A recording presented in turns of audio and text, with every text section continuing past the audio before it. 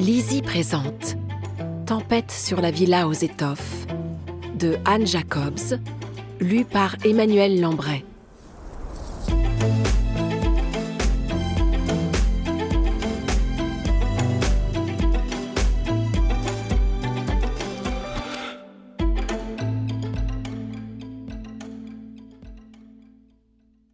Première partie. Chapitre 1. Augsbourg, mai 1935. Il était presque 10 heures du matin. On avait fait le ménage dans les chambres des maîtres, nettoyé les salles de bain, terminé les préparatifs du déjeuner. À présent, les domestiques de la villa s'accordaient une pause à la cuisine, avec café au lait et légère collation. On était sur le pont depuis 5h30 du matin. « V'là enfin le postalier qui arrive sur son vélo !» annonça Augusta, qui observait l'allée debout à la fenêtre de la cuisine. « Il passe toujours en dernier à la villa, pour pas que les maîtres aient leur courrier avant midi !» grogna Fanny Bronnenmeyer, la cuisinière. « J'ai bien envie de lui demander s'il travaille pour la poste du Reich ou pour celle des escargots !» renchérit Humbert.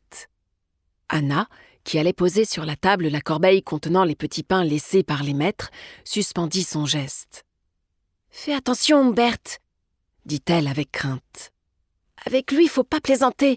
Il paraît qu'il a déjà dénoncé des gens. » L'aimable vieux facteur était parti à la retraite 6 mois plus tôt, au grand regret des habitants de la villa aux étoffes. Son successeur n'était pas fait du même bois. Un jeune, pas encore 30 ans, d'une minceur de lévrier, au teint pâle et à l'humeur hargneuse. Et avec ça, il était un fidèle camarade du parti, un national-socialiste de la première heure, ainsi qu'il aimait à s'en vanter. C'était sans doute ce qui lui avait permis d'obtenir cet emploi à la poste du Reich. « Dans le temps, ils auraient jamais pris une andouille pareille !» avait déclaré la Bronnenmeyer. 3 fois la semaine, il nous apporte des lettres qui sont adressées à d'autres. Quant à savoir à qui il remet les nôtres, il n'y a que Dieu qui puisse le dire. » Le plus irritant chez le postalier, ainsi qu'il l'avait surnommé, c'était sa façon ostentatoire de faire le salut hitlérien. Chaque fois qu'il pénétrait dans la cour de la villa, il levait le bras droit et beuglait crânement un Heil Hitler qui s'entendait jusque dans la ruague. Lorsqu'on ne répondait pas comme il convenait à ce salut imposé par l'État, il pouvait devenir désagréable. L'avant-veille, alors que Anna lui avait lancé en retour un aimable « bien le bonjour », il avait rétorqué sur un ton menaçant qu'on mettrait bientôt au pas les récalcitrants. Ce propos était évidemment ridicule, mais il avait produit son effet sur la craintive Anna. « Il est arrivé dans la cour !»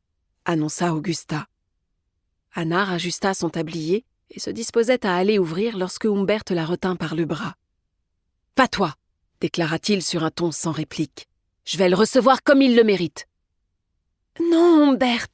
l'implora-t-elle. « Faut pas se disputer avec les gens comme lui. »« Dans ce cas, j'y vais !» intervint Liesel en posant un cosy sur la cafetière. Mais son initiative déplut à Fanny Bronnenmeyer. Liesel était sa protégée et elle lui succéderait très probablement à la cuisine. « Ah, sûrement pas, Liesel !» lança-t-elle.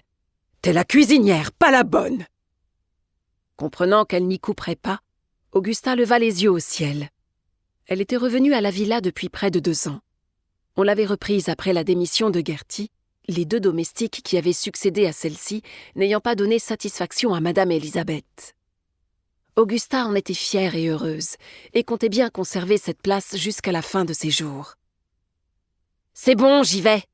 dit-elle. « À moi, il peut rien me faire. Je vais lui servir gentiment à Heil Hitler, et s'il me demande de lever le bras droit, je lui expliquerai que j'ai une méchante arthrose et que ça m'empêche même de me gratter le nez. » Il fallait se décider, car le facteur s'était mis à actionner énergiquement la sonnette de son vélo. Furieux, Humbert s'était posté à la fenêtre près de Anna pour suivre la scène. Liesel se joignit à eux.